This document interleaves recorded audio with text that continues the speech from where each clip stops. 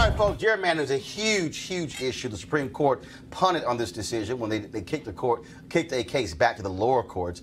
We saw, of course, in Michigan, where there's a ballot initiative where they created an independent commission. It's no longer in the hands of the legislature or the governor. In North Carolina, guess what they're trying to do? Well, they got gerrymandering there. And you want to understand the impact of gerrymandering? Here's the piece. Republicans received about 50% of the votes cast in the midterms, but they won 10 out of 13 seats. Yeah, that's exactly what they did. Also, in Virginia, you have an effort there when it comes to deal with the issue of gerrymandering. And they made an announcement of that today. Joining us right now is Brian Cannon, Executive Director of OneVirginia2021. OneVirginia2021. And so, Brian, let's talk about that. What is the plan that you have for Virginia? We saw what just happened in Michigan. Is this going to become the trend? Is this the ballot initiative, or are you trying to get the legislature to pass this? A little bit of both. In Virginia, we have to pass it through our legislature twice, and then it gets on the ballot for people to vote. It would be in Virginia in November of 2020. I have no doubt Virginians would approve it. We've got to get it through our legislators and tell them that we want to let the people vote.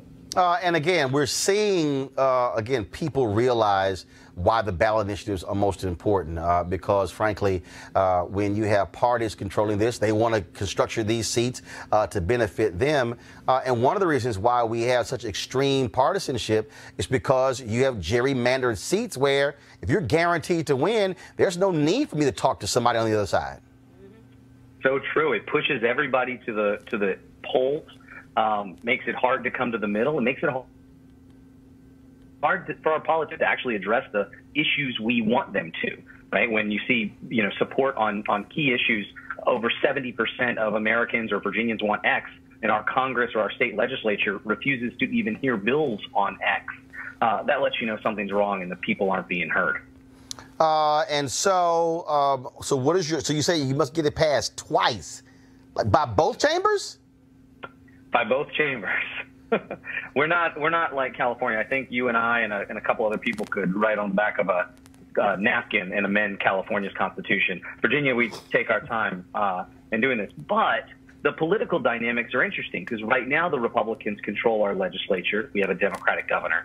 But the blue wave has been pretty big in Virginia for the last 2 Novembers, and I don't think Trump's going to lose his Twitter handle anytime soon. So I guess that the blue wave will continue, and that makes it actually advantageous for perhaps some of those Republicans in the House of Delegates. The Senate Republicans are good, but in the House of Delegates, to stop dragging their feet. I mean, you can look at Governor Larry Hogan, who's been a champion of redistricting reform, or John Kasich, or Arnold Schwarzenegger. I mean, these are Republican governors who have made it happen in their states.